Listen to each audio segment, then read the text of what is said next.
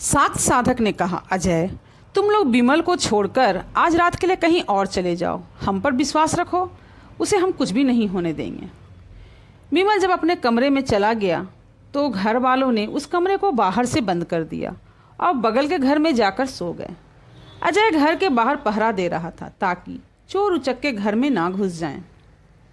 रात के ठीक 12 बजे हम उस घर के सामने पहुंच गए। सात साधक ने लाल रंग की धोती पहनी थी और कंधे पर काले रंग का गमछा रखा हुआ था। उसने वह गमछा मुझे खोलकर दे दिया और कहा, इससे अपने शरीर को ढक लो। मैंने उससे ले लिया और कंधे पर डाल लिया। घर खुला हुआ था। घर के बाहर अजय खड़ा था। वो हमारे आने की ही राह देख रहा था। सात साधक ने उसे जाने के लिए कहा तो वो चुपचाप चला गया। उसने पीछे मुड़कर भी नहीं देखा, जैसे उसे पूर्ण विश्वास हो गया हो कि अब उसका भाई बच जाएगा। घर में प्रवेश करते ही एक तेज दुर्गंध हमारे नथनों से जा टकराई। तीक्ष्ण सड़न वाली गंध। मेरे लिए उसे सहन करना बहुत बड़ी चुनौती थी। सात साधक ने कहा, हम सही समय पर आए हैं, वो यहीं मौजूद है, जल्दी चलो। हम तेज कदम बढ़ाकर विमल के कमरे के बाहर आ गए। उस पर बाहर से सिटकिनी लगी हुई थी।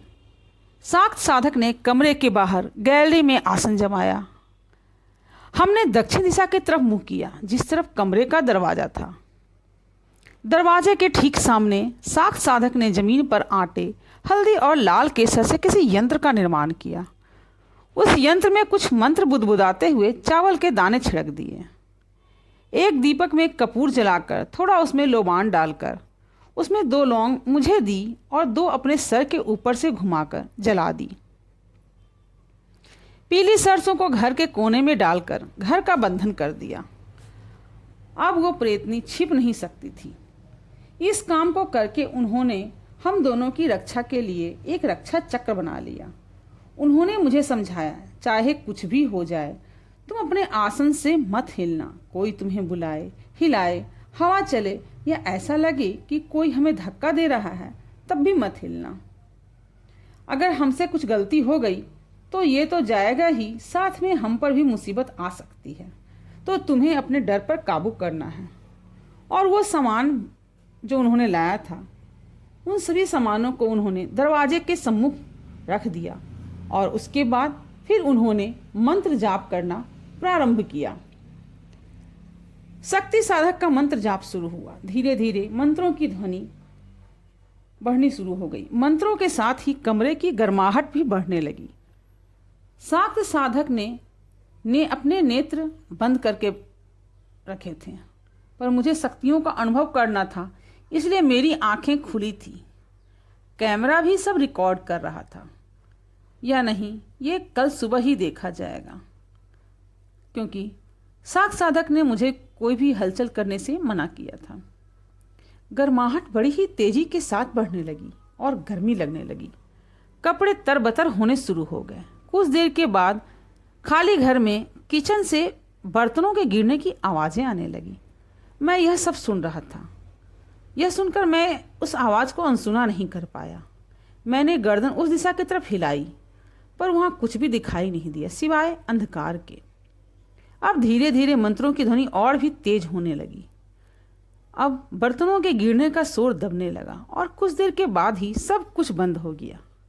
अब पूरे घर की लाइटें जलने और बुझने लगी, परंतु यह क्या, अभी तक तो लाइट पूरी तरह से बंद थी, पूरा घर अंधकार में था। फिर यह लाइट का जलना बुझना, मुझे ऐसा समझ में आया कि यह किसी रहस्यमयी ताकत की ओर इशारा कर रहा था। फिर से घुप अंधकार छा गया। बंद मकान के अंदर किसी कोने से हवा चलने लगी। अचानक मौसम में बदलाव होने लगा और कमरे का गर्म तापमान ठंडा होने लगा था और वो अजीब सी बदबू भी कम हो गई। अभी तक कपड़े तर थे तो ठंड लगने लगी। मैंने वो काला शॉल कसकर ओढ़ लिया, पर सात साधक को तो मानो मौसम परिवर्तन का कोई आभास ही नहीं हो रहा था। वो किसी टेप रिकॉर्डर की भांति कभी तेज कभी धीमी गति में मंत्र बुलबुला रहने में लगा हुआ था। अचानक कमरे के अंदर हलचल सी होने लगी। किसी के कमरों में कदमों की आहटें भीतर से आने लगी और ठप ठप की आवाज़ के साथ वह आगे की ओर बढ़ता जा रहा था। यह आवाज़ कभी तेज होती थी तो कभी धीमी। मुझे ऐसा महसूस हो रहा था कि इस कमरे में अब प्रेत लीला प्रारंभ हो गई थी। मैं सब कुछ ध्यान से सुन और देख रहा था। कुछ ही देर में आवाज़ दरवाजे के दूसरी तरफ आकर थम गई। मेरी आंखों के सामने ही खुद ब खुद दरवाजे की सिटकिनी, जो कि बाहर से बंद थी, चटक की एक आवाज़ के साथ खुल गई, जैसे किसी ने उसे जोर से खींचा हो। मेरा मुंह खुला का खुला रह गया। मैं अकबका कर देखता ही रह गया। झप से दरवाज़ा चू का शोर करते हुए खुल गया। अब मेरे शरीर में सिहरन पैदा होने लगी और माथे पर पसीने की बूंदें छलछला उठी। हालांकि अब मौसम में ठंडक थी, परंतु ऐसे दृश्य देखकर हृदय की जो दशा थी वो बताने योग्य नहीं थी। धक धक करता हुआ दिल धड़कता ही जा रहा था। उसका शोर मुझे दिमाग की नसों तक में महसूस हो रहा था। पर अब जो आंखों के सामने आने वाला था वो तो हैरान ही कर देने वाला था। जो विमल अब तक बुखार के कारण बेड पर लेटा हुआ था, वो अपने हाथों के बल तेजी से चलता हुआ हमारी तरफ आ रहा था। उसकी आंखों के नीचे के काले घेरे दिन से भी ज़्यादा गहरे थे। उसकी त्वचा का भी रंग पूरी तरह से सूखा हो गया था। मेरा दिमाग सोचने में असफल था कि यह सब कुछ क्या हो रहा था। जब वो लड़का अपने हाथों के ऊपर चलता हुआ दरवाजे तक पहुंचा तो उसने वहां पर रखे मदिरा और मछली में से पहले मछली को कचकच की आवाज़ के साथ निगल लिया और वो किसी पागलों की भांति मछली के टपके हुए लाल खून को जमीन पर से जीभ को लपलपाकर चाट रहा था। उसके बाद उसकी नज़रें मदिरा पर गई, जो अपने एक हाथ से बोतल पर पकड़कर बना रखा था और दूसरे हाथ पे अपने शरीर को पूरा संतुलन दिया हुआ था। और गुट गुट की आवाज़ के साथ ही उसने एक ही सांस में सारी मदिरा पी ली। उसके साथ ही शराब की गंध चारों ओर फैल गई। उसकी नाक तक में शराब की बूंदें गई थी, पर इसका उस पर कोई भी असर नहीं था। इतना में तो अगर आदमी रहता तो नशे में इधर उधर गिरने लगता, पर उस पर इसका कोई भी प्रभाव नहीं दिखाई दिया। साख्त साधक ने मंत्रों की आवाज़ तेजी से बढ़ा ली। वो मंत्रों की ध्वनि सुनकर भज्ज की आवाज़ के साथ एक और गिर पड़ा और कुछ ही देर में बेहोश की अवस्था में रहकर उसके अंदर की छुपी शक्ति मंत्रों के कारण बाहर आने लगी थी। जब तक वह लड़का बेहोश था उतनी देर तक वह मुझे बहुत भयानक एहसास होने लगे। मुझे मेरे सामने से ही एक काली परछाई गुजर कर गई। वो कभी इस कमरे में तो कभी उस कमरे में कदमों से उसकी आवाज़ें आ रही थी और लड़के के अचानक ही चिल्लाने की आवाज़ आने लगी। अचानक किचन के बर्तन गैलरी में आकर गिरने लगे। इससे हमें कुछ नुकसान नहीं हुआ। वो प्रेतात्मा बस मंत्रों के उच्चारण में बाधा उत्पन्न करना चाहती थी।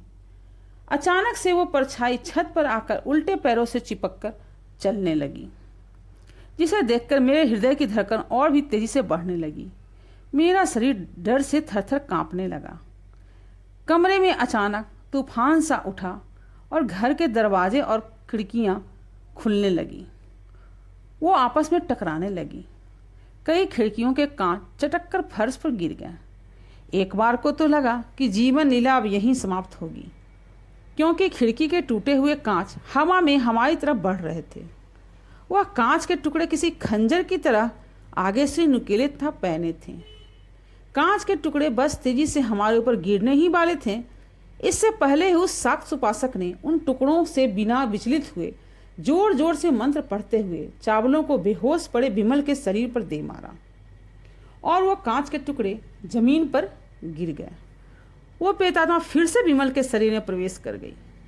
वह शरीर में घुसते ही विमल फिर उठकर बैठ गया। अब मैं तो अचंभित था। जो शरीर अब तक बेसुध होकर पड़ा था वो तुरंत ही उठ बैठा। शक्ति साधक ने बिना देरी किए उसके हाथों को खींचकर एक पतली लाल रंग की अभिमंत्रित डोरी से उसके दोनों हाथ के अंगूठे बांध लिए और धागे को अपने हाथ में पकड़ लिया। शुरुआत में धागे पर हल्का हल्का दबाव दिया, परंतु विमल तुरंत ही जोर जोर से चीखने लगा। जाने दो, मुझे जाने दो, अब मैं इसे परेशान नहीं करूंगी। मैं उसके इस आवाज़, लहजे और बोलने के ढंग को देखकर हैरानी से उसकी ओर देख रहा था। साक्ष साधक चिल्लाया, तू मुझे भी ढोंगी समझ रही है? तेरे सभी ढोंग को मैं अच्छी तरह से जानता हूँ। ये बात तू मुझसे पहले कितनों से कह चुकी है। इसके बाद क्रोध में साक्ष साधक ने धागे को जोर से खींचा।